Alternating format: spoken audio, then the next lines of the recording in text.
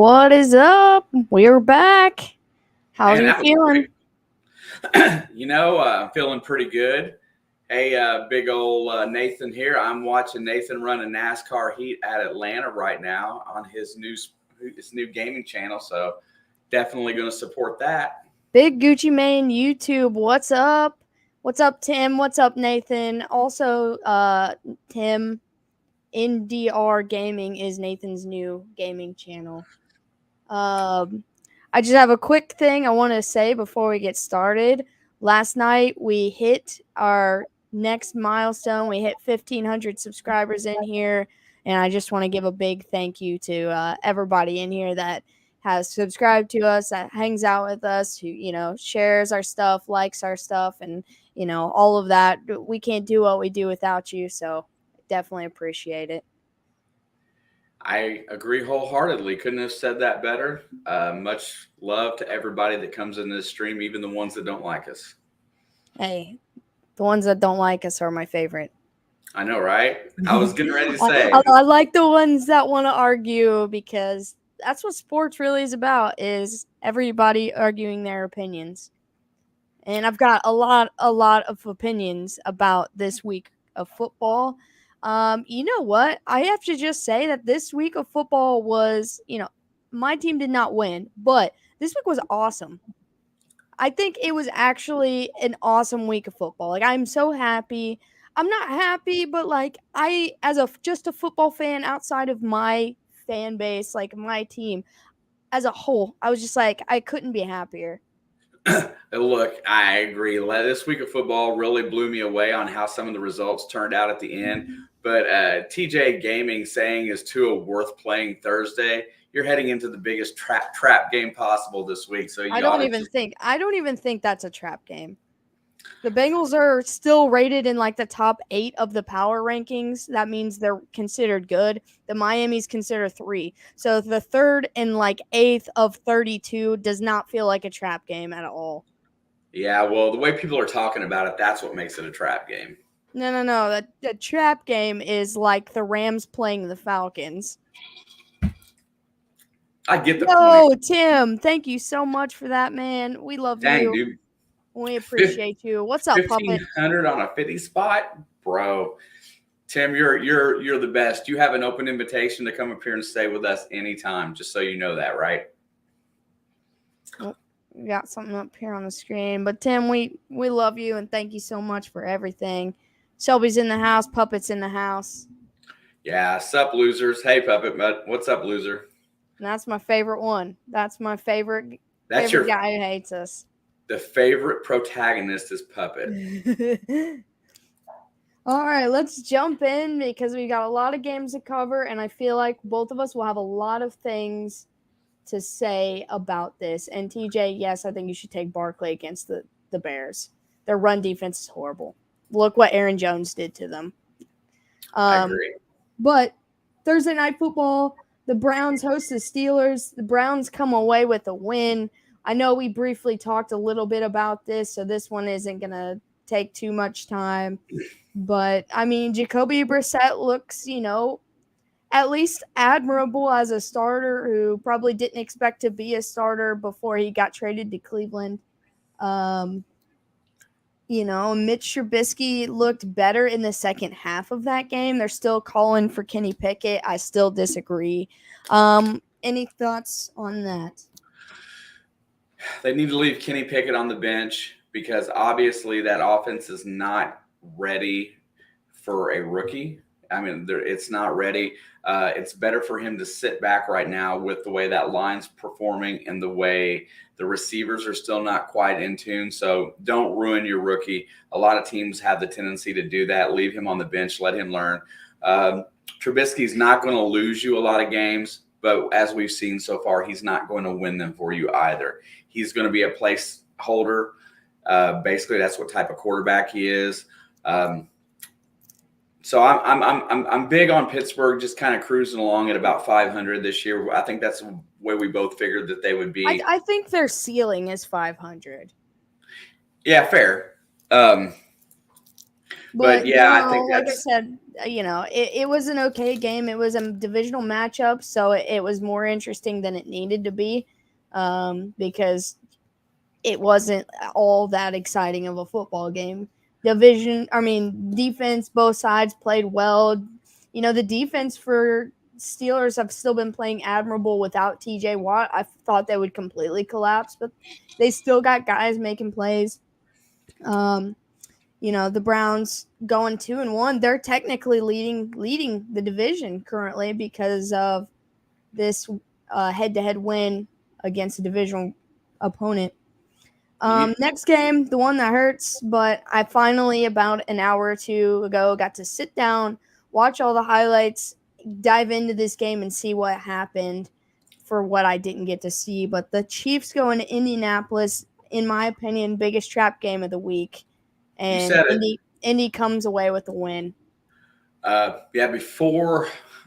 real quick before we dive into that, because that is one of these proving points that we knew that Indy should be good at the beginning of the season. We knew they were going to be a good team. They've got some development to do, but this just goes back and proves that the NFL is much closer together than maybe what we actually thought in the beginning. These teams are way more comparable. Some had bad luck, some have not performed well, but this was just a game where I feel like Kansas City Kansas City kind of let their guard down a little bit. I feel like they weren't ready to play. I just didn't get that vibe that this was a game that they felt like they should come out and dominate. And Indy took advantage of being at home and eked out a win. I'm not gonna say that they underplayed. A lot of things went wrong. This is the second week in a row without their starting kicker, and I think right there alone, that is what changed the game from the beginning. There was issues, with their quarterback and their offensive coordinator, EB and Patrick Mahomes. They were not on the same page in this game. Andy Reid is 3-7 now all time against the Colts. That's just one of those teams. I'm not going to take the road game. I'm not going to take Indy being at home, their home opener, in for this. But I watched this game, and we knew that Indy's run game is good. They've got, their number one in Jonathan Taylor, and we knew that even Nyheim Hines, it's almost like a Cleveland, Chubb and Kareem Hunt two-punch duo right there. They've got a very similar team. We've known they've been struggling with like their wide receivers. They've had a lot of guys out. They don't have T.Y. Hilton anymore. And this came down to their rookies, essentially. This game did, to step up and make plays, and that's what they did. I watched all of it. I came back. I thought about it. The Chiefs didn't play all that bad. Everyone thinks that they just played bad and they lost. They didn't play all that bad. There's 7 points missing in account of not having their kicker. 3 field goal missed. 1, they faked the field goal because they didn't trust their kicker. And 1, they missed a point after. There's 7 points. That right there just changes the score of the game. Yeah, I'll buy that. And so also there was 4 minutes left of this game. The Colts were driving. They were still in their own territory around the 30-yard line. It was like 3rd and 6 or something like that. The defense steps up, gets a big stop. They sacked the quarterback for a bigger loss. The clock was already rolling because, the last play they ran the ball. And they were down for 4, so they had to get a touchdown to win. Like, that's what happened. And they get the sack. It's 4th down. They get off the field. Chris Jones just talks to Matt Ryan. The ref immediately throws a flag, gives him 15 yards, and then the rest is history. They go down the field. Jelani Woods, their rookie tight end, and I was just telling my buddy at work, the Colts need a solid tight end. Like, that's what they need desperately because their wide receivers is back and forth. Like, they need a big guy that can catch things and make plays. And this rookie, Jelani Woods, had himself a really good game. But they ended up off that stupid penalty because, like, you never know if things like that are going to get called. It just depends on the refs and depends on the day. So that happens. They drive down and get a touchdown. And then At the last play of the game, Patrick Mahomes does throw an interception. It kind of looks like Juju was reaching back for it and bats it into the hands of a Colts player. And that, that's with 2 seconds left, and they seal the game right there. I think both of these teams played okay. I think the Colts played just as well as they've played through the first 2 weeks. Like, I don't think they played any better than the 2 games that they did lose. The Chiefs played fine. It's just a lot of miscues and bad things, like that's all we're surrounding missing their kicker. At the end of the day, that's why the Chiefs really, if they would have had this, maybe the Colts played different and still got a win. And maybe they played harder, but I feel like that right there, I don't want to say that the Chiefs were unprepared. I just think they don't know what to do without their kicker right now. Those are all fair points. I'm not salty about this because I had a bad feeling going into it. With or without our kicker, I had a bad feeling going into it.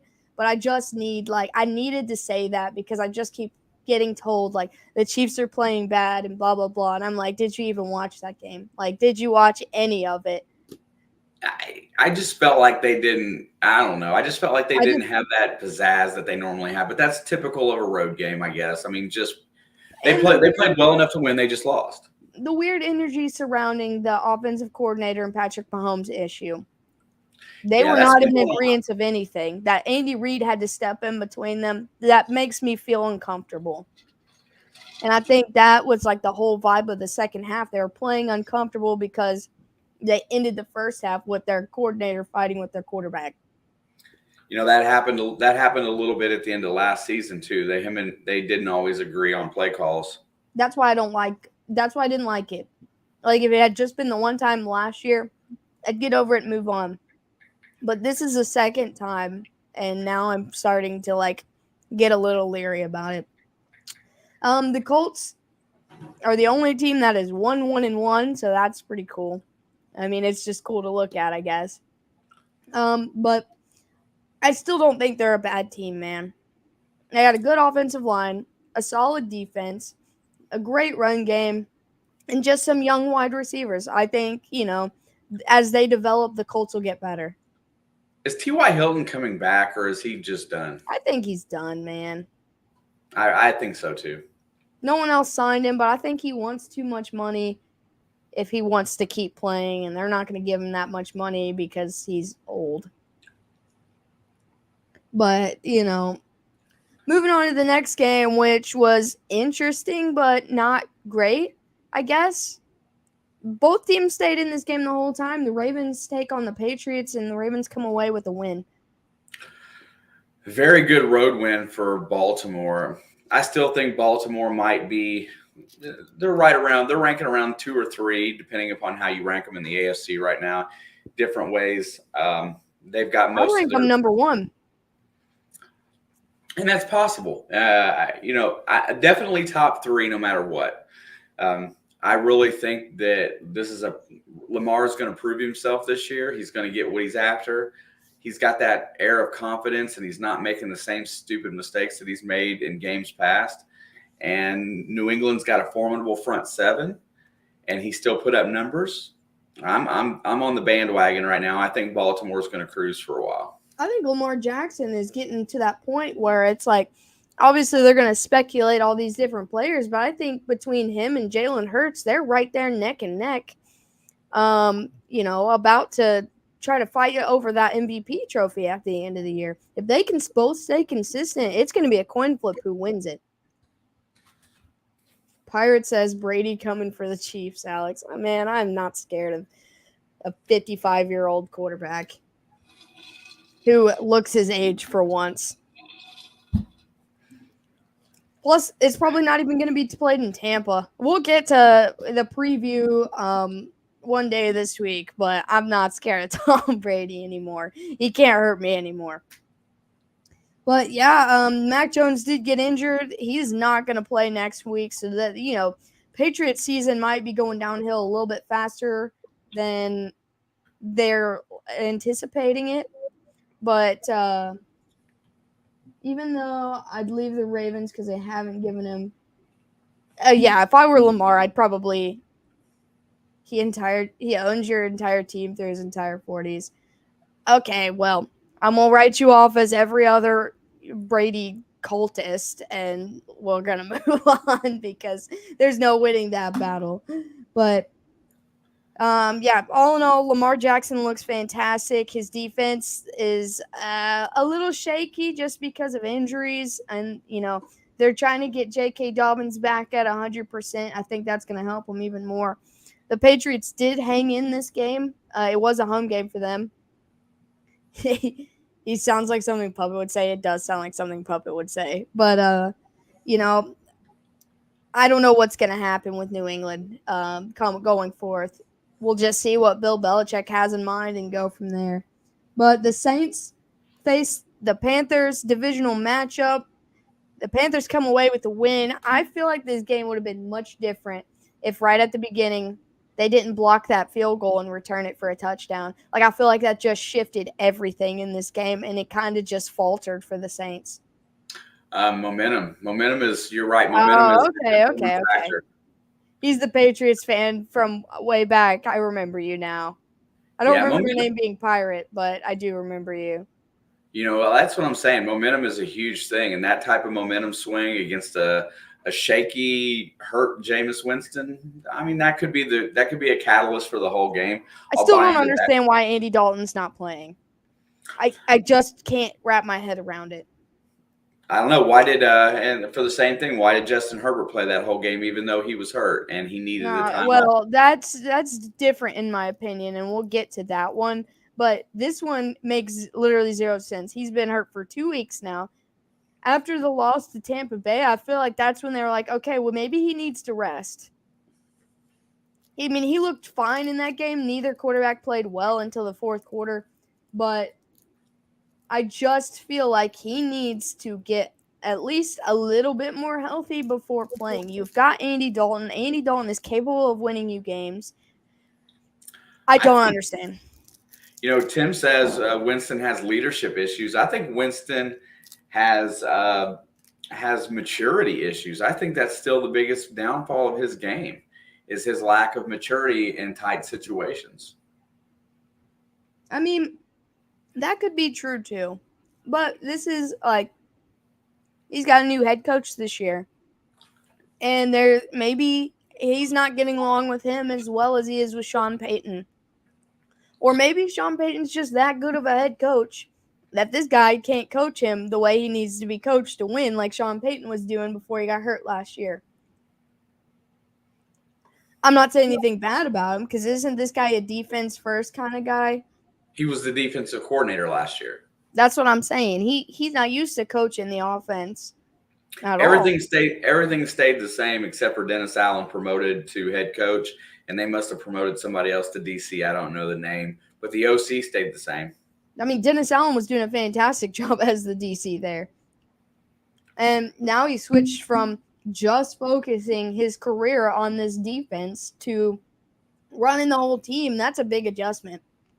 Oh, for sure. I'm not going to say the Panthers look good.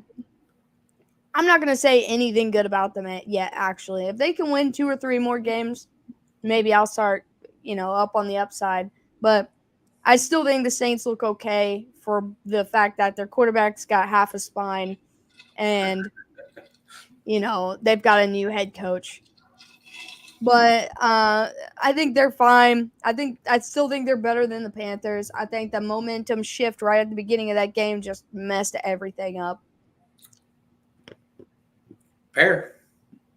Next game, interesting, not interesting. Not many people cared about this one. Texans go into Chicago, play the Bears. A battle of teams that are have a rented roster for the year. I think both teams are over 60% of their roster are free agent at the end of the season. I'm thinking, you know what? I'm going to say good on both parts. I think Chicago played a very good game to win that. And I think both teams are coached surprisingly well right now and definitely don't have a lot of promise for the rest of the season, but are honestly showing continuity and playing well together. And that's a testament of the head coaches right now. And I'm going to say that, I mean, it was a boring game. It has no implication on anything at the end of the season. But I think maybe both organizations right now are headed in the right direction. Davis Mills might be right for Houston. And I just think I the think team. Davis Mills is right for Houston, honestly.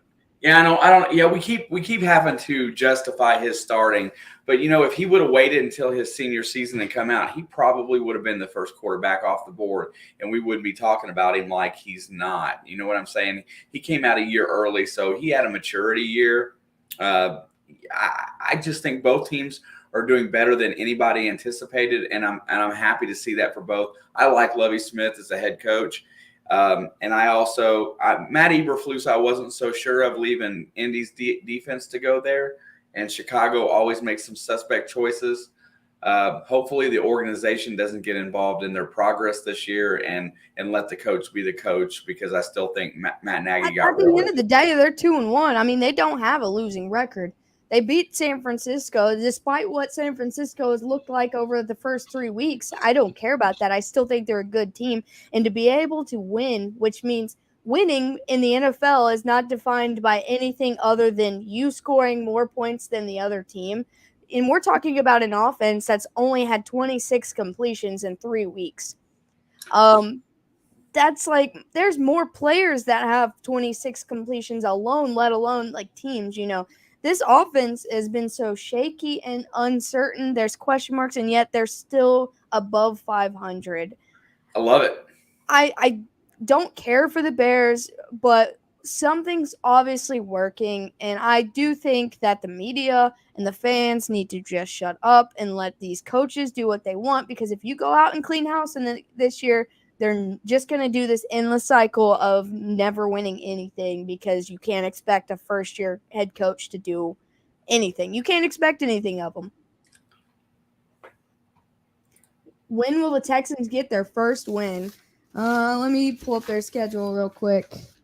That's the Texans. They play the Jaguars next week.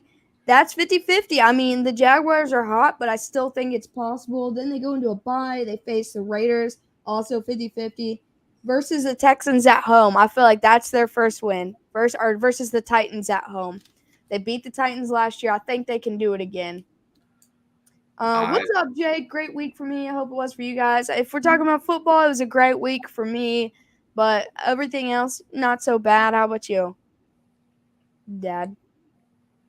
I've had a rough week at work, but every time I come home and I come in here to something to do with this YouTube channel and you guys, it puts a smile on my face and it gets me fired up.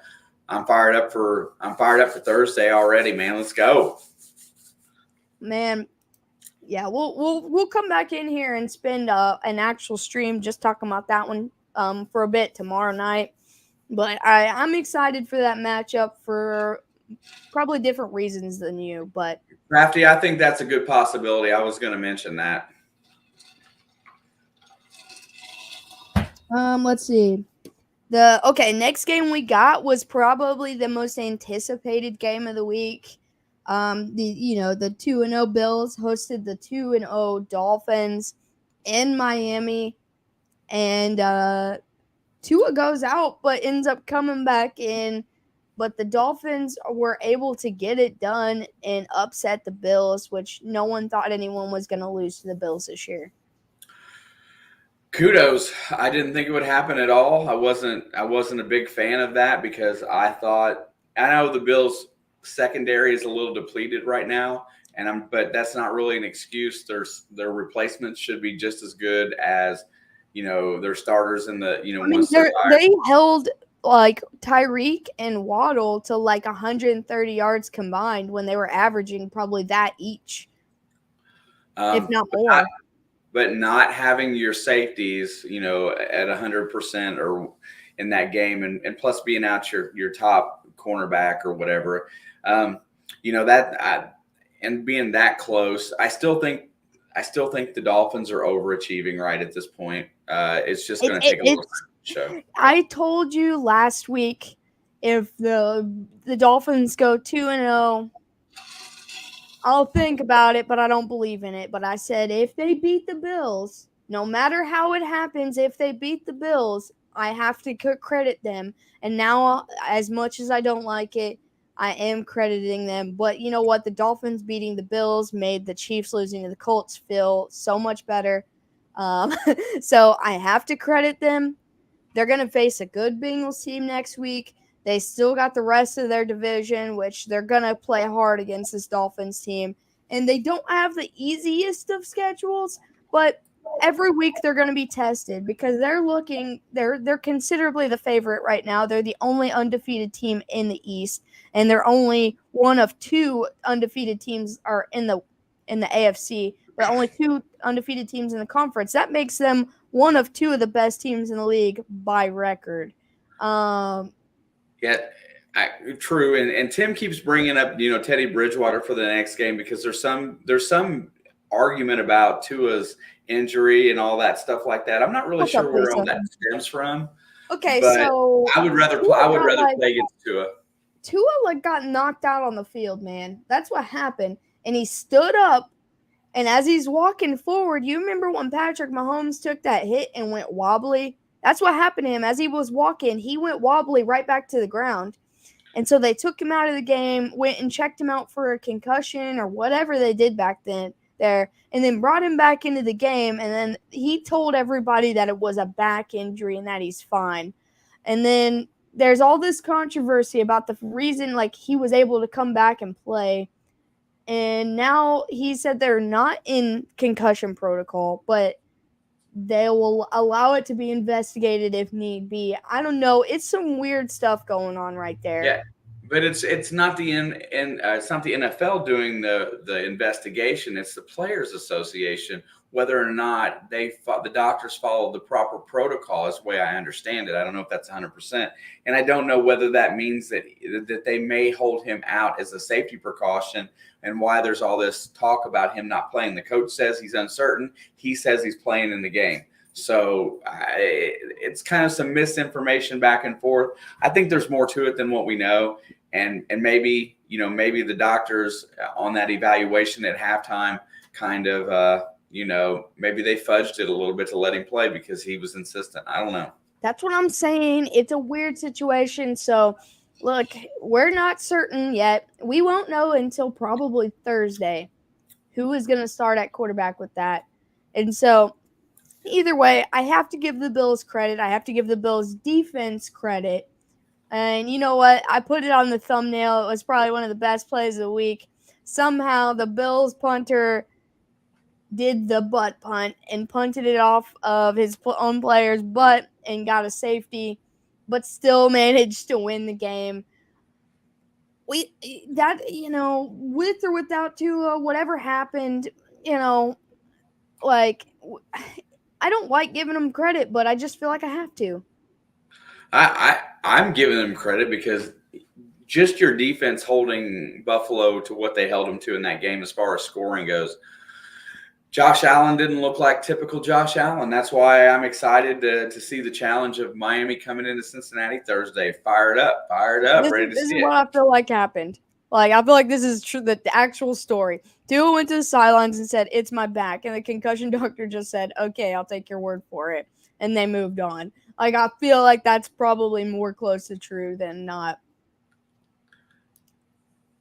But yeah, it was a great game. It was the only 1:00 game that I wanted to see that I didn't have my team in it. I wanted to watch. Got to watch bits and pieces. The Bills' offense was held to just a field goal in the second half. That's just impressive. They're basically the number one, scoring, moving the ball offense. They don't have to punt a whole lot. The Bills' punter probably is tired from this game because he's not used to it. Next game on the slate, the Lions and Vikings. Vikings come away with a win. I still think the Lions should be 3-0 right now. Well, they definitely could be. They just didn't quite get it done on the road in a divisional game, which is very tough to do. It's a little bit extra step up getting finished. But all my kudos here go to the Lions. The Minnesota's supposed to win that game based on personnel, based on everything that you know, and yet Detroit made a very interesting game of it. So kudos to the Lions. I believe that it's the same old Lions, Crafty. That's not what we're seeing here. We're seeing a team that's on the rise. They're improving, and they're going to improve all season long as they stay healthy. I mean, the Lions might regress a little bit. They do have a couple of injuries that I think DeAndre Swift is going to take 2 weeks off going into the bye and coming back after that with a shoulder injury. Dan Campbell said he thinks that that's the best option so he doesn't further the injury but has time to heal. And I think I saw that they had a couple of other key guys popping up on that injury list. They might regress a little bit because DeAndre Swift has been incredibly important. But they kept this game close. They were leading most of this game, actually. And, the Vikings just came back and rallied back and got the win here. Here's the perspective. Minnesota totally dominated Green Bay at home in the opener, and yet Lions on the road played much better than what Green Bay did in the opener. So at Minnesota, so both teams playing Minnesota, the Lions look like a better team. Obviously, Green Bay is the better team, but we're just saying it's the same old Lions because they found a way to lose. I don't think that's true. I think other than Jared Goff, that the Lions offense is elite. Look good. And then the Vikings, I don't think the Vikings have any excuses. I think they need to win most of their games. And so, happy birthday, Pookie. I just feel like any game, well, obviously their one loss this season was on Monday Night Football, and that's like Kirk Cousins' worst nightmare. But I just feel like this should be the Vikings' division to lose, but I'm still not convinced about it yet. Yeah, I think Green Bay wins the division, but I feel like it should be Minnesota's. They're just going to find a way to not win it all. Next game, the Bengals bounce back against the Jets. Not super impressed with the overall offensive performance in the game. Was really impressed with how well the defense did, not letting them in the end zone. I watched the majority of that game. That is the 1 o'clock game that I saw the most of because at the casino, when you're close to Cincinnati, that's what you're going to see.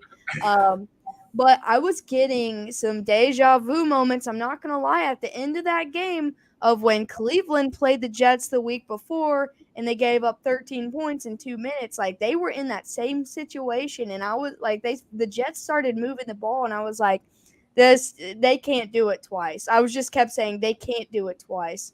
And so. Oh, I agree. Sauce looks fantastic.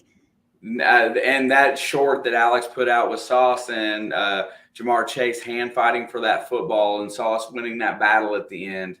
That was really something to behold. Sauce is an absolute stud as a rookie, probably the best pick in the draft. I feel like he has a very good shot at Defensive Rookie of the Year.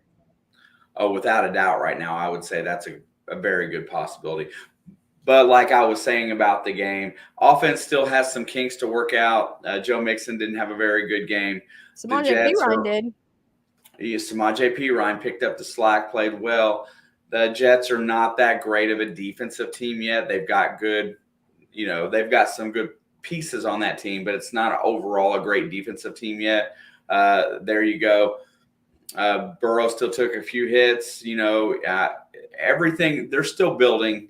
They've got to get that offensive line worked out a little bit better. That's what worries about Thursday. But I'll say it's a great win for the defense. The defense won the game. I watched Joe Burrow's media interview today, and he was going on talking, because they were asking him about Joe Mixon's early struggles. And he was just like, Joe's going to get it right. Like, don't worry about that and everything. We're going to keep going until he gets it right. But he proceeded to, talk so good about the offensive line.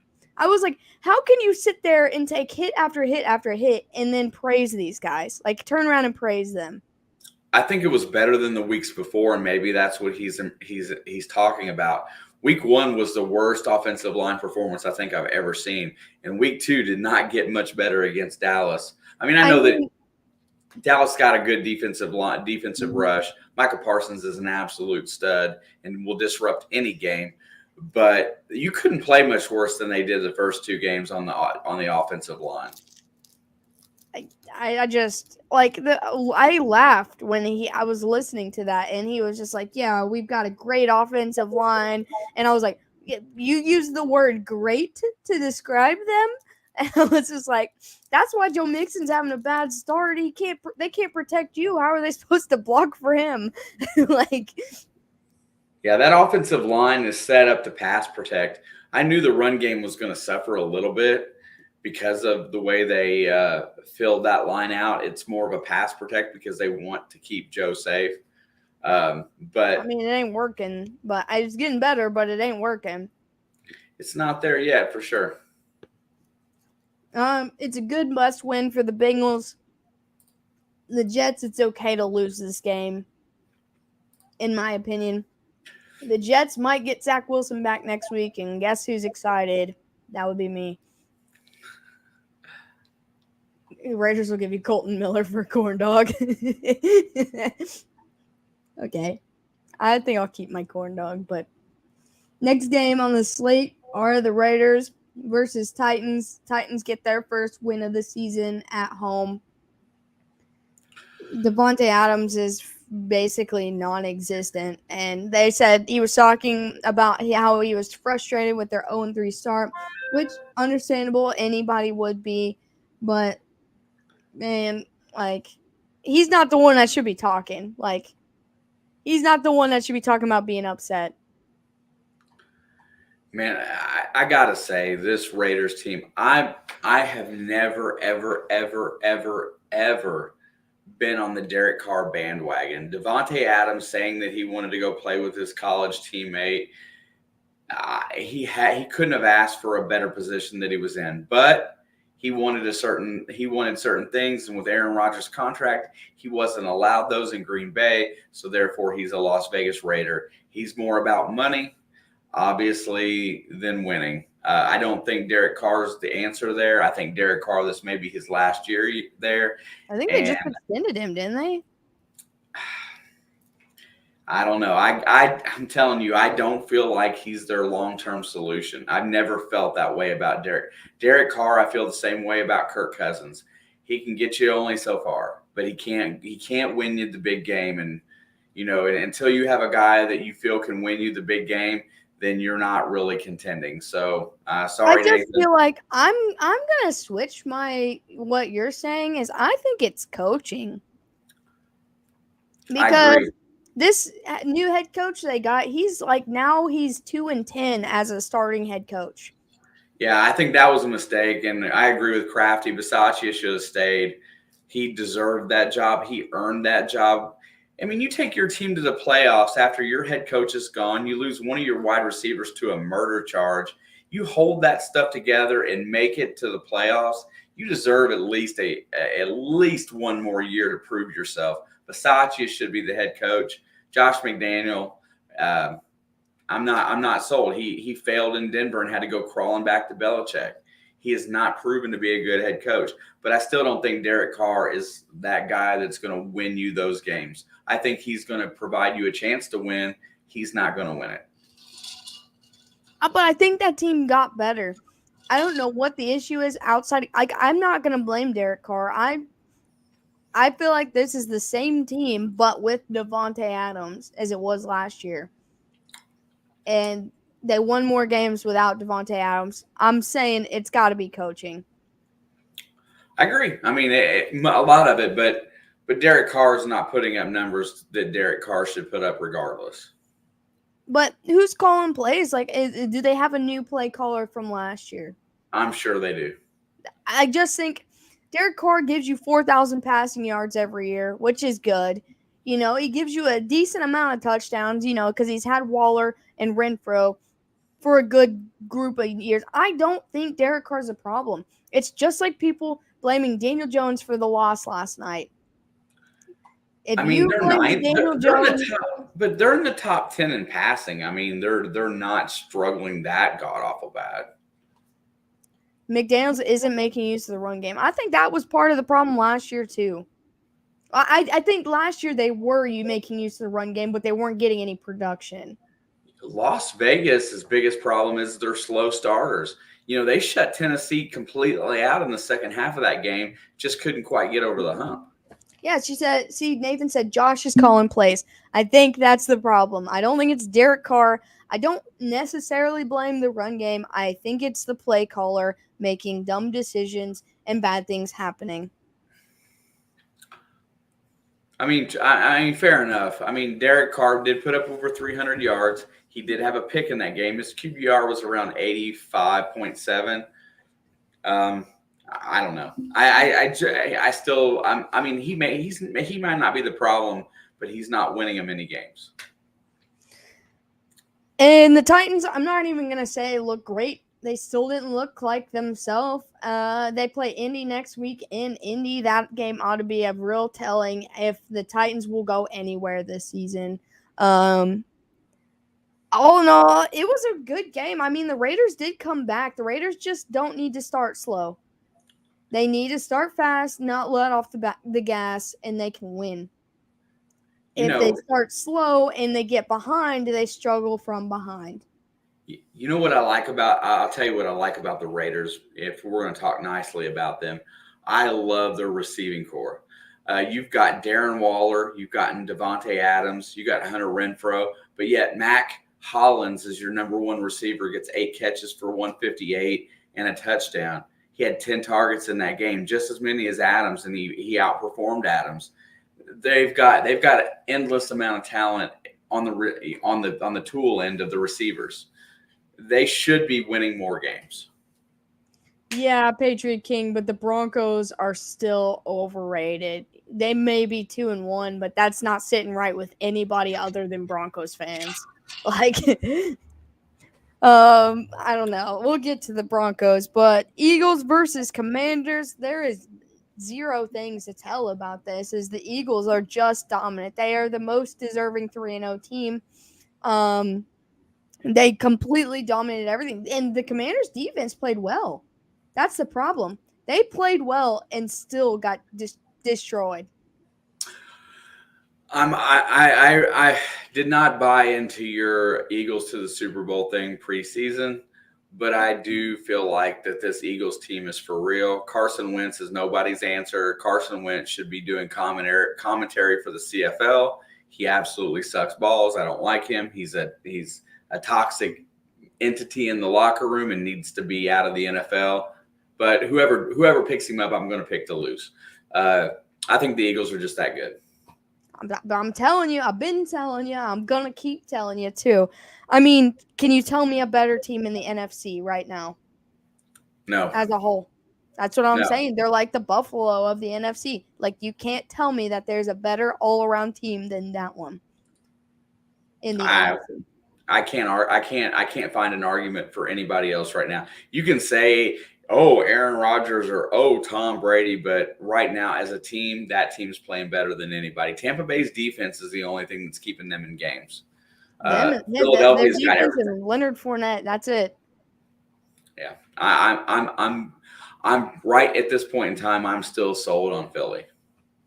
I mean, I'm not giving up on them until they get like eliminated from the playoffs. Like, that is when I will say, okay, they're not going to the Super Bowl. But until then, they could lose next week, and I'm still gonna feel exactly the way I feel right now.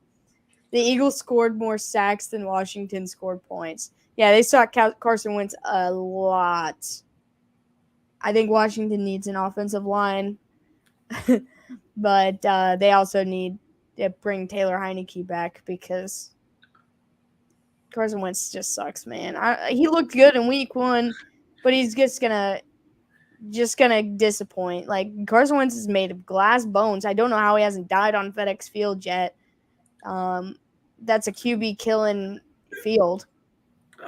Jake, I don't really talk bad about a lot of people, but Carson Wentz is a bum. Carson Wentz is one of those that I knew was not the answer in Indy last year. I just knew it going in. I knew that he would be the downfall of that team. Fair enough. Alex is better quarterback than Wentz. Maybe. Yeah. I mean, I'm not tall enough to see over an offensive line, but if Kyler Murray can do it, so can I. Keep rolling. This one's another upset of the week, but I didn't feel like it was going to be an upset. The Jags go in and take on the Chargers and end up blowing them out completely. But Justin Herbert going into this game probably shouldn't have even played, but shouldn't played past halftime because the game was over before then. They also lost their offensive tackle, Rashawn Slater, for the rest of the season, and they've lost Joey Bosa for a couple weeks due to a groin injury. I agree that was a coaching nightmare for the Chargers. I hope so, Crafty. I hope so. However, let's give some credit where it's due. Doug Peterson is the right guy for the job in Jacksonville. He's got enough of the right pieces to win. The division is soft. Jacksonville might end up in the playoffs. We've got to start thinking about that now. Jacksonville's taken that division at this point. No, none of the other three teams have proved to me that they are better than Jacksonville right now. I agree. I'm just not going to go ahead and I'm not going to promote them king at this point because I'm not promoting them king, but right now they're playing. It's their division to lose. The Chargers are about to call it a rebuilding year because if they would have, I can't understand leaving Herbert in that game when it was lost. I can't. And if he was like 38-10, and he was still taking hits. At least he was trying. Did we not, as fans, everybody out there? At least he was trying. I see that. But did we not learn anything by letting Baker Mayfield play hurt last year for the Browns? He ruined his career. Really, Baker Mayfield ruined his career last year. He'd still be a Cleveland Brown if he sat down. If he would have sat down and healed, he would be the Cleveland starting quarterback this year. Deshaun Watson would probably be in Miami, and we'd be talking about a whole different line of bull. So I got to say that if you're hurt and you've got a chance at worse injury, don't go out there and play, especially if you're a number one quarterback in the league or potentially could be. It's just a shame. And coach out there in the Chargers is not going to be a head coach for long if he keeps making bum decisions with high commodity players. That was a mistake. Jacksonville is the story because they actually played well. Regardless of who quarterbacked that team, they played good enough to win with their offense against the Chargers defense. And that's what I care about. Kudos. I watched right before I watched the KC Colts highlights and everything, I watched that Jacksonville game because I wanted to see, if Jacksonville played well, if the Chargers played bad, if Justin Herbert looked hurt, I wanted to know everything. But that Jacksonville offense looked more than complete. Like, how I'm talking about Philly as a whole, that's how I feel about Jacksonville's offense right now.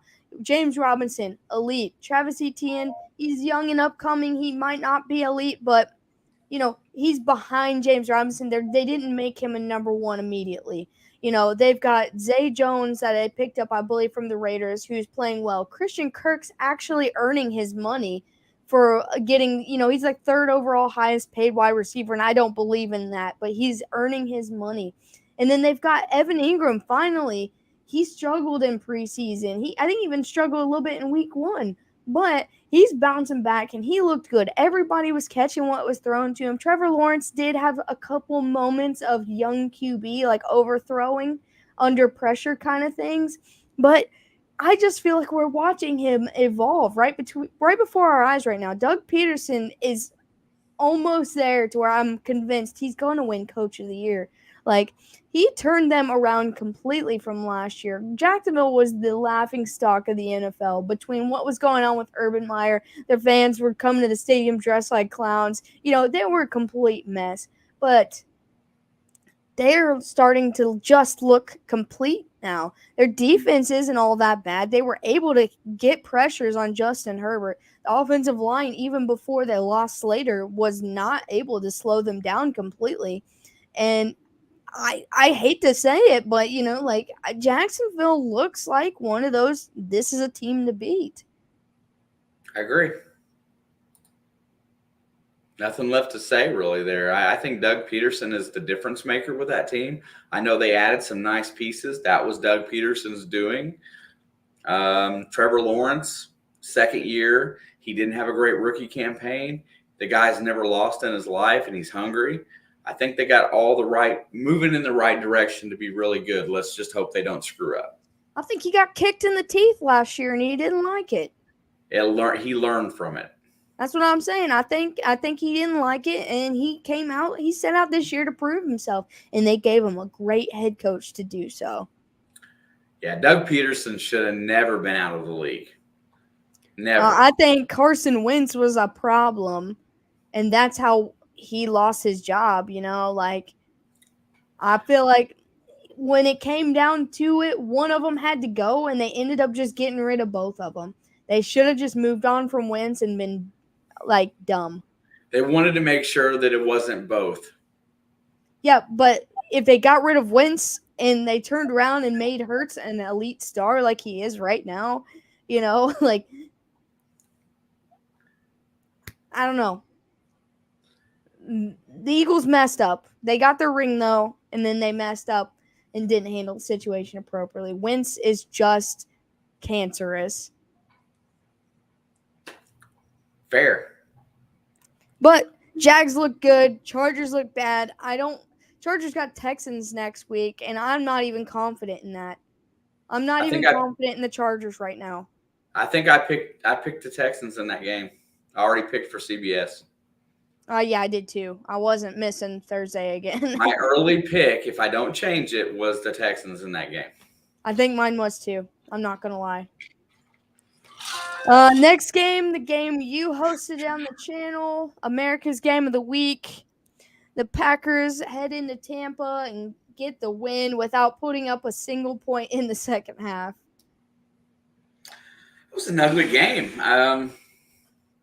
I was disappointed in that game. I was disappointed. There was all the hype, and then there was nothing to show that it was a great game. It was supposed to be a great game, but it was one of the most boring games of the week. I literally fell asleep. What I learned is that neither one of those teams have it. They don't have that it that it takes to win a Super Bowl. They don't have that. They don't have exactly. Yeah, we learned that Tom Brady can't really do it without an elite receiving core and Gronk. I'm just saying that both quarterbacks and both everybody, it looks neither of those quarterbacks have elite wide receivers.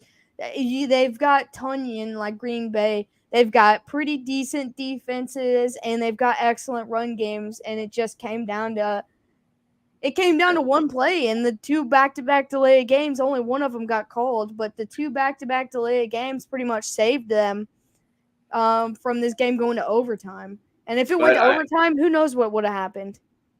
Like I said, Green Bay. I mean, it was just blah. Green Bay, kudos, because they usually don't play well in Florida in the summertime.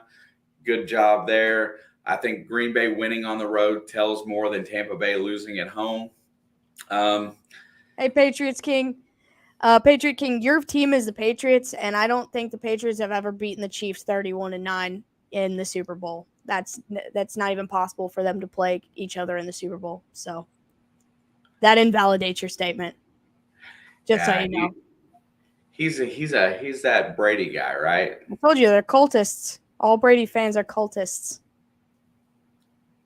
The one thing that they have, Crafty, that the rest of the NFL is looking for is elite defense. Mike Evans should be back next week or this week. He only got suspended one game. Is there anybody else on that roster actually suspended? I think it was just Evans, so he'll be back. And Godwin, I think he came back too soon to begin with from his ACL or whatever the injury was. I don't think he should have played in week 1 at all. You're right, Jake. It's one game. I don't think it's really telling of the whole season. I don't think these are boring teams. I think this was just a boring matchup between the two of them. I think both defenses know each quarterback very well, and they played it accordingly. I mean, Green Bay only scoring 14 points against Tampa Bay. Before the game, if I would have told you, hey, Green Bay is only going to score 14 points in this game today, you would probably say they'll lose. If I told you that Tampa was only going to score 12, you would say, hey, they're probably going to lose. Both defenses played very well. Both offenses didn't perform up to expectation. Is that fair? Oh, 100%. And look, to be the greatest of all time, you guys, both of these quarterbacks are right there in that same debate. Not most accomplished Patriot, because Great Brady is the most accomplished, but he is not the most talented wide receiver or quarterback to ever play in the game. These two guys, to be the greatest of all time, have to show that they can make do with anything. And neither of them really showed that in this game. Agreed. I don't know about Julio because he's had, injury issues the last couple years anyway. Godwin, I feel like I don't even know anymore. He came back early and got re-hurt. I think it was his hamstring, so he may or may not be back. But Evans definitely will be there, so he will have that guy. And Beasley, I feel like Beasley could be very effective. He could be a Julian Edelman to Tom Brady if he, like you said, shake off the rust. That's what that guy is. That's who he was to Josh Allen, before he got cut from the team. You noticed, and here's what I look for. I look for Julio Jones to eventually be cut because he can't stay healthy. Beasley will take over the slot. Godwin will kind of move to the outside, or Beasley will just kind of sub in for Godwin. Beasley is going to be a good part of that offense going forward. I think that's a pickup that they really needed. Yeah, I think, obviously I don't like Tom Brady, but I have always liked this Buccaneers team. I've watched them the last 7 years slowly turn into an elite team before they ever had Brady. The only problem with Winston was that Arians hated that guy. I don't care what anybody said. Look what Sean Payton did in 5 or 6 weeks with Winston. They only lost one game. What I'm saying is that Cole Beasley is exactly what this team needs. I've always been a big fan of that guy too, and it's just ironic that he happens to be there, and I'm going to root for him anytime he's in a uniform. But Brady is a dump it down and to somebody 5 yards in front of him and let the receiver do the work kind of guy, and that's who Cole Beasley can be for him. Brady can take shots downfield, and that's what makes him different than some of these young quarterbacks like Fields most of the time, guys like that. But Cole Beasley can elevate the Buccaneers offense to another level. I agree. OBJ will be their late season pickup for any Super Bowl favorite. I agree. I have him on my dynasty team, and I'm just waiting for him to pop up somewhere. I'm pretty sure it's going to be Buffalo, though. Julio's the fastest guy on the team when he's not in a chair. Yeah, and they look bad now, so Tom Brady was dumb for kicking Arians out. Their defense still looks good, but Leftwich is a great guy. They look like they took a step back from last year immediately with Arians being gone. OBJ is friends with Brady. Yeah, but he's also BFFs with Von Miller, and they've been keeping in close public contact. So I feel like OBJ, it's inevitable that he's going to be a Bill by the end of the season, especially before the playoffs. Next game on our slate, NFC West matchup. You took the Cards in this one, but the Rams go visit the Cardinals in Arizona and get it done. Yeah, I think both teams got a lot of work to do going forward. I'm not sure that either one of them is playing where I think they should play. I took the Cards at home. I'll take the loss. I only took the Rams. The only reason I took the Rams was because they both beat each other last year, but they both beat each other as the away team. And the history in the NFC West doesn't really change all that much. And we're going to put that to the test next week when I take the 49ers to beat the Rams because they own them in the regular season. We're really going to put it to test then.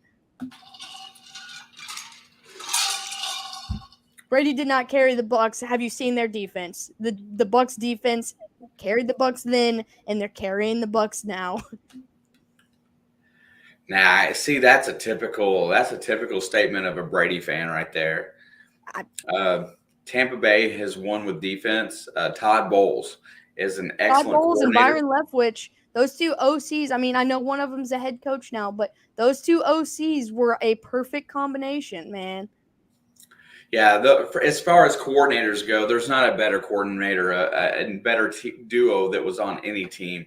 You know, they Dude, say that Brady didn't like Arians. That's why he went to the front office. Todd Bowles is a great DC, and that's what's carried New England. They're living off of their defense so far this year. It's not offensive proficiency that's dominating for the Tampa Bay Buccaneers. It's defensive efficiency. They're the number one defense in the NFL.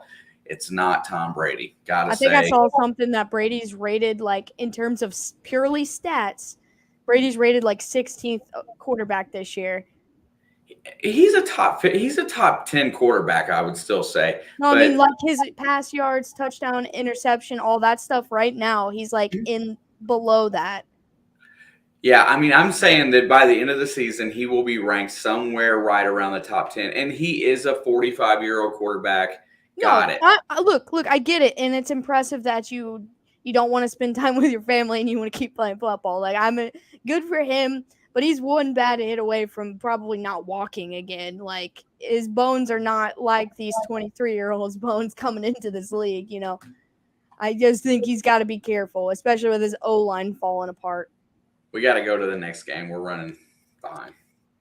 Well, I was, but these guys love Brady. I can't get away from it. I'm trying to talk about the win.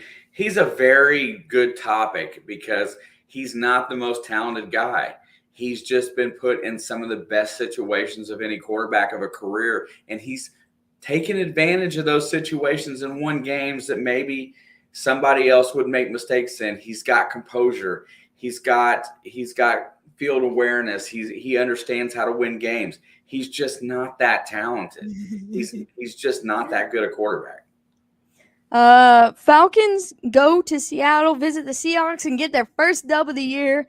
We both got this one right. I knew it was going to happen. It was only a matter of time before the Falcons get it done and get their win. Fair. Atlanta and Kyle Pitts got involved in this game. We found him. He was lost through the first 2 weeks, but we found him. Atlanta has the same situation as Detroit. They've got a coach that's motivating. They've got a team that is playing as a team. They don't have the greatest quarterback in the world, but they got a lot of good pieces going forward. That is why Atlanta got the win. Geno Smith and the gosh, I can't even say it right there. The Seahawks just aren't playing as well. We knew both these teams were going to be bottom tier teams going into the season. Seattle surprised us and came up and ran tables on Denver in week 1. So we did give them a little bit of credit going into week 2, but now they're slowly adjusting back to where we had them. I think they're going to have flashes of greatness. They still have a great offensive roster. Geno Smith may not be the best. He might win MVP, he might not. We don't know. But this offense, he's got weapons. He's got running backs. They've got a good roster. His defense isn't the worst. So there's going to be games that they're going to come out and they're going to play hard and they're going to win. I don't think they're there yet. I think Atlanta, same thing. But I feel like Atlanta's almost a smidgen better. Even with DK and Lockett, and they got that Kenneth Walker in the first or second round or whatever, I feel like Atlanta might just be a little bit better and overperform a lot of people's expectations this year. Fair, Crafty, I agree wholeheartedly. And the main thing that really works good for this season is if you're a bettor. So if you're going to bet on these football games, the Falcons, the Texans, the Bears, and the Lions, they don't have the best rosters overall. I'm not going to bet on the Bears. I just can't do it. I don't trust them. They play hard. So that playing hard factor is a not quitting factor means that they're going to be closer in a lot of games. And that's the way you have to think of as a betting person. These teams are not super talented. They're really not. Atlanta has some good pieces. Detroit has some really good pieces on offense. Chicago has a few good pieces. But Seattle doesn't. Seattle looks like a team that could lose a lot of games, although they've won a few. You just got to look at the overall talent of these rosters and what longevity that they're going to have for the season. I just feel like Atlanta is set up to build on something and actually improve, just like the Jets. The Jets are set up right now that if they continue to build with what they have, might end up being really good. Like, I feel like the Jets and the Falcons are in the same place right now. They're going to win a couple games that you don't expect them to, but they've got a roster that they can build on and eventually turn into something. At the end of the season last year, Atlanta was playing for a playoff berth, and they were a horrible team last year. Even with Matt Ryan, they were not a good team. But they were really close to a wild card spot last year. You can't count them out. There's going to be a lot of times this year that I bet I end up picking Atlanta in games that I shouldn't. Just saying. You're going to see it. Yeah, I mean, I've already done it twice. I won one of those, and then I lost one of those weeks. But they came back against the Rams, and if they had an extra 45 seconds in that game, they could have won it. Like, seriously, they were that close. They were just a play or two away from actually upsetting the Rams. Sunday Night Football, we had the literal worst football game I have ever seen in my entire life. The 49ers and the Broncos, final score was 10-11. So I didn't watch as much of that as I should. You didn't miss nothing. The only thing exciting that happened in that game was Jimmy G pulled a Dan Orlovsky and walked out the back of the end zone and got a safety. And that really ended up being the major play in the game, correct? I mean, it adjusted the score to 7-5. It was 7-3, and then it was 7-5. Oh, I wasn't really sure. I knew he stepped out of the end zone. Hang on 1 second. I will always admit that Brady is the greatest in terms of accomplishments of all time. I will never admit he is more talented than anybody. I will never say it. It's never going to happen. Brady is an average game manager that had an elite Hall of Fame head coach, elite offensive line, and he's never had a defense that's below a 10 overall. And so he is not the great. Look, Jimmy G is the same thing as Tom Brady, but Jimmy G's not always been put in Tom Brady situations. And the one time he was in the Super Bowl against the Chiefs. Here's that's all I'm saying about it. I will never say he is the greatest of all time. I will always say he is the most accomplished. I don't know if there will ever be a quarterback that will be put in the exact same situations as Brady. It was a baseball score back to the worst Sunday Night Football game of all time. Wow. 49ers versus Broncos. I'll go really fast. There was a reason why Brady wasn't picked in the first couple rounds of his draft. He was a competent quarterback as a starter. He was a baseball player. He got stuff done, but he wasn't elite. He's been put in elite situations to where all he has to do is not lose the game for a team for the better part of his career. That's the reason why his accomplishments look so good. He doesn't take unnecessary risk. He's a good quarterback. He's a great leader of a team. He's just not the most talented guy on the field. And this is the only reason he hasn't retired yet, 100%. He wants the rest of Bree's records. But go until you run the risk of losing your family and being broken. It's not really smart. I just think it's arrogance. I think it's cockiness. Really fast going up here. Where was that at? I'm over. Jimmy did look bad in that game. He did not look great. Denver does have a good defense.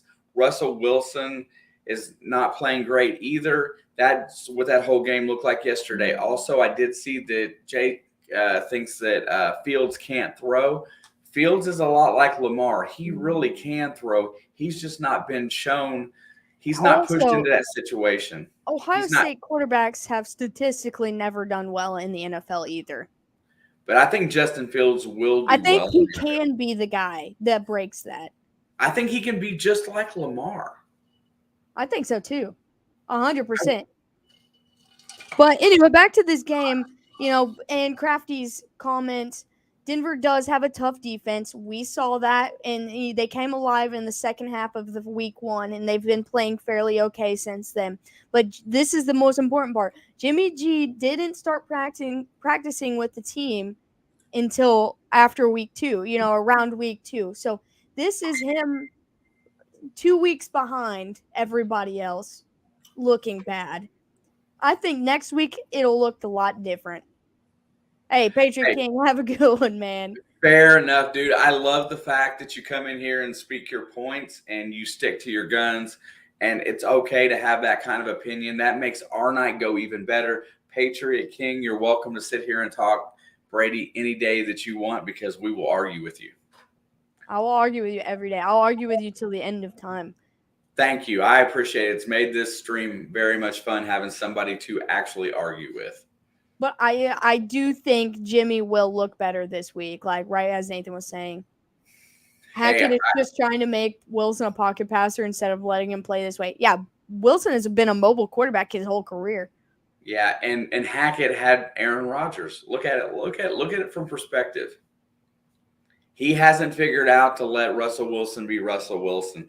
That's why Russell Wilson has more experience head coaching than Nathaniel Hackett does, to be fair.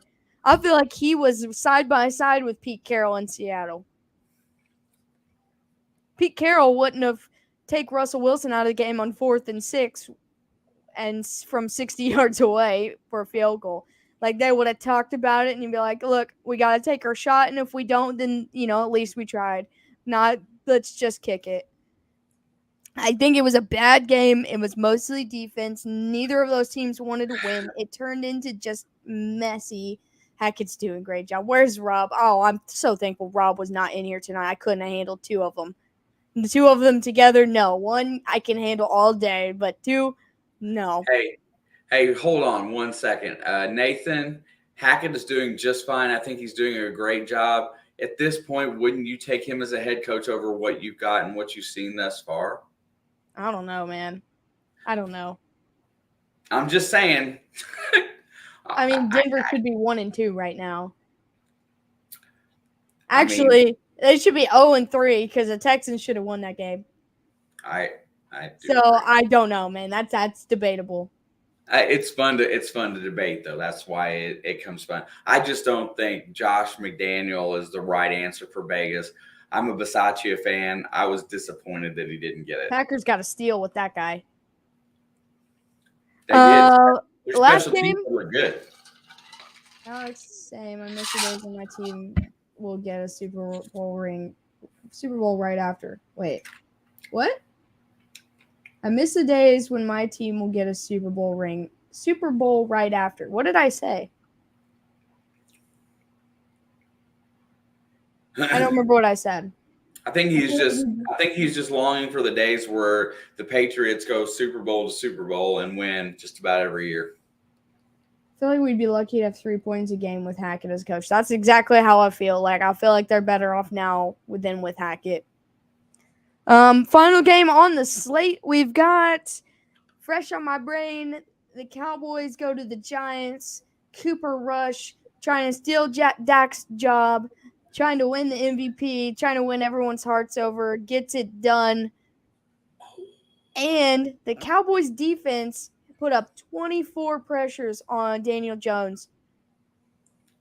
Yeah, look at. Shepard's out for the season. Crafty, so what? I mean, I don't think he was a make or break player. I think he is compared to Galladay. I just don't think that he's that guy. But whatever about the Giants. Let's talk. I want to talk about. I didn't believe it last week when Dallas beat Cincinnati, but I watched Cooper Rush throw a lot of very accurate passes in that game, and I'm starting to believe that Dak should really be worried for his job. Am I wrong in thinking that Cooper Rush threw some dimes in that game? Okay, this is the one question I've been waiting to ask you until we got to this game. After watching the game, do we say the Cowboys are still for real? Or let me switch it over. Are the Giants still for real, or are they frauds? They started off 2-0, and that was a debate. Are they frauds because now they've been exposed, their offensive line's trash, or are they actually for real? I think it speaks more of that Dallas is a better team overall than what the Giants are at this point. I still think the Dallas has better personnel. I think they have a quarterback in the game right now that doesn't necessarily feel like he has to be a superstar. He goes out there, he just gets the job done. The Giants are still a good team. I don't think Daniel Jones is the answer for them. We kind of figured that going in that this I was don't know. I disagree. I don't think Daniel Jones played all that bad. I think his offensive line let him down so bad that he started looking bad. And that's a fair assessment. Look at the difference between last year or the year before Daniel Jones and this year. This year, pressure was coming. He tried to evade the pressure. And as he's running from pressure, he sees he's got nobody, and throws the ball away instead of trying to force it somewhere and causing a turnover. This man has matured over the last year. I agree. But Daniel Jones will never be more than a Kirk Cousins or a Derek Carr. He's going to be that kind of quarterback his whole career, not a superstar. But right now, I would almost take Cooper Rush over Daniel Jones because I was impressed by Cooper Rush. He's not bigger than the team. He's not this Dak Prescott type of player that everybody expects the world out of. He just went out there, made good decisions, and helped his team win a road game. I think Dallas is better. The Giants played the Texans in week 1, Jake. Or the Titans, sorry, not Houston. I don't know how they won that game either, but they did slip away a win. The Titans have a bad quarterback. Let's say it like it is. Right here. That's Daniel Jones right there. And Crafty, that's not his fault. And Crafty, and that's exact. Alex is 100% correct. We saw that statistic. When these rookie quarterbacks come in and they have changes in head coach, it hampers their development. Their initial relationship with the head coach is what makes them guys grow over a couple of years. If you change that development, then you're basically ruining every bit of progress and you're slowing them down. Daniel Jones, unfortunately, is kind of effed. He had a bad situation his first couple of years. It's better now, but I still think he's going to end up not being the guy because of what he's learned his first 2 years. You can't unteach what you taught a 4-year-old. I mean, that's just it. And I'm sorry for him. He might end up being a great backup. He might end up getting in the right situation where he does well, but Daniel Jones is not great. Cooper Rush is not great either, but he plays within himself. He knows what Cooper Rush is 3-0 as a starter, though. He knows what he's capable of doing and does not try to be something that he's not. I was impressed with Dallas. I'm not going to lie. I don't like to say it, but I feel like I'm also impressed with Dallas. We knew that even if they had managed to win week 1 against the Bucs, like if it were possible and they did it, it was going to be a good win for them, but I wasn't sure how they'd be. Right now, they look better as a team with Cooper Rush over Dak, and I'm not disrespecting Dak right now. Normally, I am, but not right now. But I think this Kellen Moore, is that his name? That guy's going to be a head coach somewhere next year. I feel like as long as there's a head coach job, he's getting it. He has done a fantastic job. And listen, the first offensive running plays that Dallas ran yesterday were with Tony Pollard. Listen, they started with him instead of Zeke, and he was getting it done. Zeke had a couple good rushes, but Tony Pollard carried that game in terms of the bigger plays, getting it done. And they finally listen to me as I'm screaming at them every week because I'm forced to watch the Cowboys. Start Tony Pollard, go with him. They've got the best player on defense that is active right now. TJ Watt comes back and still plays like he did in week 1. He'll take that spot back from Micah. But right now, Micah Parsons is the best player on defense playing right now. And he has taken that leadership and that talent and getting these guys together and making them play hard. So I think, Tony Pollard and Micah Parsons is going to carry that team no matter who's quarterbacking it. I really believe Jerry Jones If they are winning with Cooper Rush, Dak will be sitting on the sideline until it becomes apparent that there needs to be a change. I believe Jerry Jones will stick with Cooper Rush right now because you know what? You eliminate Dak Prescott and Ezekiel Elliott from that offense and put that money into a few different players. They could be the best team in the NFC right now, but it's them egos and that expectation of those two guys. You get rid of them and take that money and put it elsewhere, they could be a Super Bowl contender. I don't think Zeke is all that, and I don't think Dak is either. I think they got a good situation right now. Alex is correct. Tony Pollard is probably a better back. Jake said this last night, too. He said Pollard can't block. That's why Dak's hurt. I'm not talking about the blocking aspect of a running back. If you're going to throw the ball, leave Zeke in to block. But in terms of actually pounding the rock, running the football, that's where you need him. Like Tony Pollard is going to he's going to put this team on his back if he needs to. There's a lot of good points out there. It's just a matter of opinion right now. And the way I look at it, it's a financial thing. I don't know what the total of the percentage of the salary cap that Dak Prescott and Ezekiel Elliott take up. I just know that it's a lot, and they're not performing to what money they're being paid. If that doesn't make any sense? I like Ezekiel Elliott. Zeke's looked better this year than he did the last two. I will admit that to anybody. He looks better this year. It's for how much you're spending, right? How good you're playing to the dollar amount you spend. If you're spending $20 million on Ezekiel Elliott, he better be putting up 150 per game. Zeke is averaging 5.5 yards per carry, but Tony Pollard's all like 5.5, 6 right now. So I mean that Zeke is doing better because the last year or the year before, one of the two, he was only averaging like 1.5 per carry, and so he's getting better. But I think I just feel like Pollard has more success. Zeke is fighting to maintain the number one spot, and then Pollard's just doing what he does best. Just going down the line here really quick about that whole comparison. Ezekiel Elliott for the season right now is 40 rushes for 178, 4.5 average and 1 TD. Where's Tony Pollard? Let's just look. I don't think Pollard's is as high. He's only got about like 110 yards.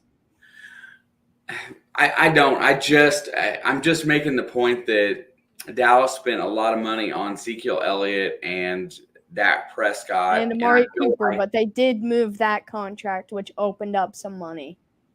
I just feel like that at this point right now that they're playing better with and let's just leave Zeke in there. Zeke's playing better right now than he has in a while. Tony Pollard is a great compliment at this point. He could be a starter on other teams. And I hope Tony Pollard's in a Kansas City jersey next year. I would like to see that. Pollard, there he is. Pollard is just behind him, honestly, in numbers. He has 3 games. He's got 28 rushes. Pollard has a 5.6 average for the season, and Elliott's got a 4.5. I'm just saying, for the money, Pollard is giving you more bang for your buck. I would give anything for that man. And yeah, Crafty, that's true. And then with a more reserved quarterback like Cooper Rush in there, your running game gets to come out, which you've got great guys on the running. Let's just say that those are both great backs, and you've got a 1-2 punch that's equivalent of Cleveland's. But when you don't let your quarterback dominate the game, you play within yourself a little bit more, and you look like a better team. They look like a better team with Cooper Rush right now. I think so too. I'm not giving up on Zeke. I'm not gonna say he's washed. Last year I said that, but this year he's come out and trying to prove himself, and he's doing much better. He's had better carries, better awareness, to be able to make certain cuts and get a couple extra yards when need be. Yeah, I just feel like they messed up giving him that big of a contract after 1 year. Yeah, and Jake, when I'm sitting here looking at the 3 games for this season, I see Zeke as a 4.5 average. 3 games, 178 yards, 59.3 per game, a 4.5 average. I don't know if that's correct or not. That's the stat I'm looking at. I mean, I'm not gonna talk great about the Cowboys though, but they do look good, and I kind of hope. Oh, also a funny thing I read, because I looked really in depth about this Dak Prescott injury, because the Dallas Cowboys front office was being more than confusing, because Jerry Jones said he's going to miss 4, that somebody else said he's going to miss 8. They're not putting him on the IR because he could almost only miss 4. Well, I went to the medical side, and the medical doctor doing this pretty much gave a breakdown of this injury, and for normal people and for people like an NFL player, a quarterback that uses his hands a lot, that he shouldn't come back or any earlier than 6 weeks. But today, after watching the Cowboys come and win this game last night, Dak Prescott says, I might be ready for week 4. I feel like they should not rush him back, because they are already paying too much money for him, so they should not rush him back. But I feel like now, after all this talk about the controversy, he's starting to get worried.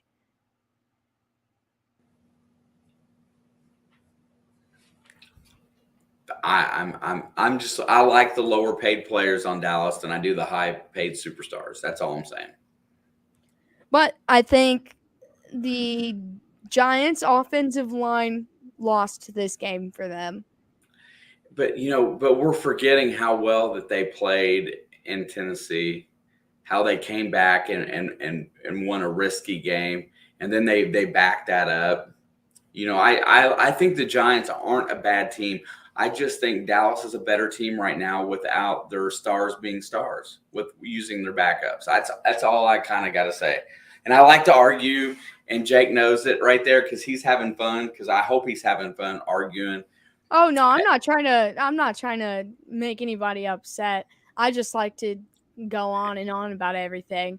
Yeah, Tim, that's true too, brother. I gotta say, but this is what we're doing. This is why we're here, because this kind of dialogue is a blast, and you guys are all adult enough to have it, and we can have fun.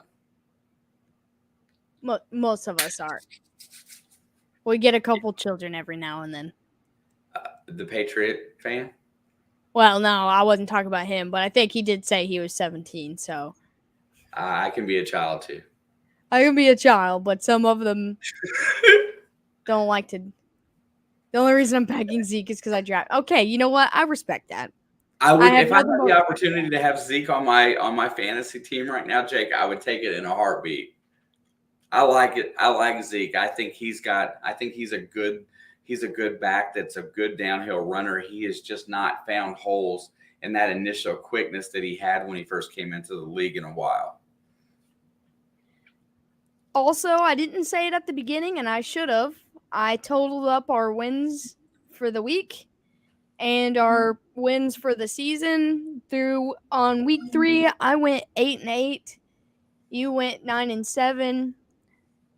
Because we both got the Sunday night and Monday night football games wrong. If I would have just gotten one, I would have been above 500. That's all I wanted this week, was to make it above 500, and I was feeling good. But for our totals for the year, I am 23-24. That's why I wanted one more win to stay at 500 for the year. And you are 24-23, one win above 500.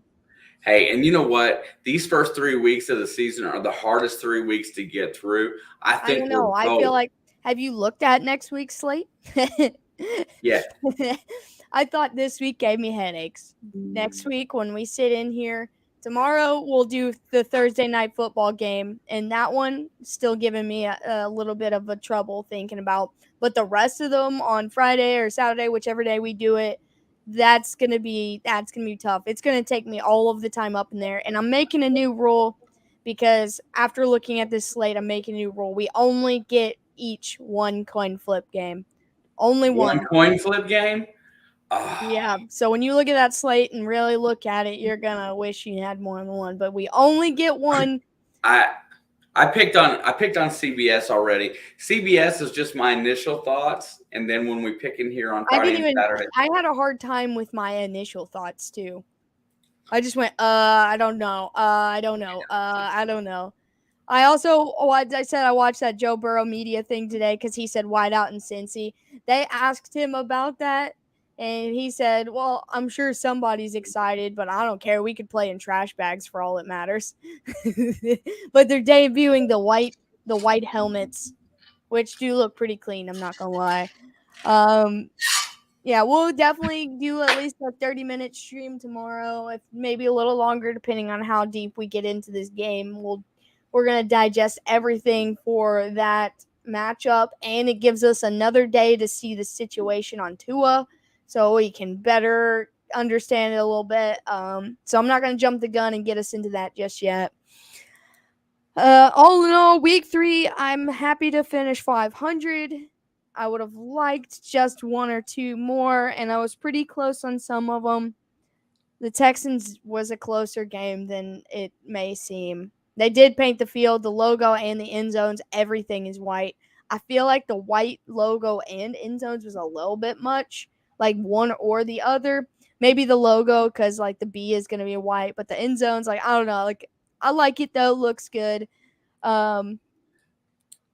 I wish the Broncos hadn't won that game. It doesn't sit right with me that they're 2-1 right now. Like, they don't look like they've won a single game.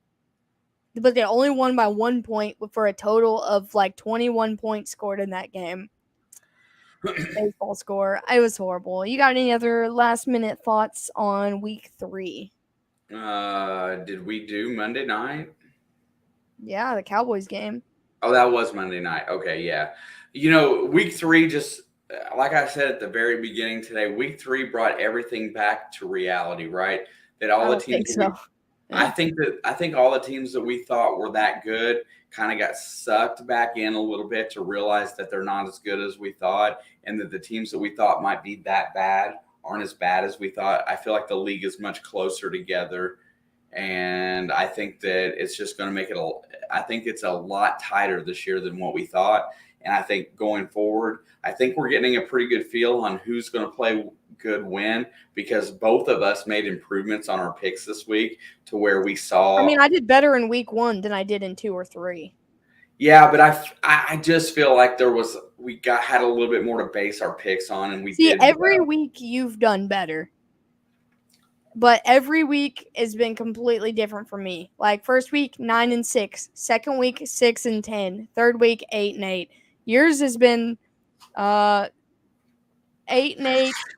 8-8, 9-7. I'll take it. See, you're consistent, but moving forward, I am just it's a coin flip if I'm going to go up or down. But to be fair, for your picks, you do take chances. I mean, I took chances this week, and the ones that I thought weren't going to work did, and the ones that I won my coin flip game. But back to what I'm saying is that you don't go necessarily with what you really believe inside. Sometimes you take chances based on circumstance. That's the reason because why I like to gamble. That's what I'm saying. That I'm not saying that it's a. I'd rather gamble in here because I don't lose money when I do it in here. But no, I think that's why we have fun. I think that's why this works really well. And I can't wait to get back in here tomorrow because I'm ready to go through this game 100% and come up. I'm probably going to pick Miami tomorrow night. I'm just saying, just because. No. We're not getting into it. We're not getting into it. You got to sit down. You've got like 22 or so, 23 hours to sit down and really think about this game. And so I'm going to dive really deep. And I'm going to look into some stuff that I haven't looked into about certain things on this game because we've got plenty of time and we didn't add it to this show today.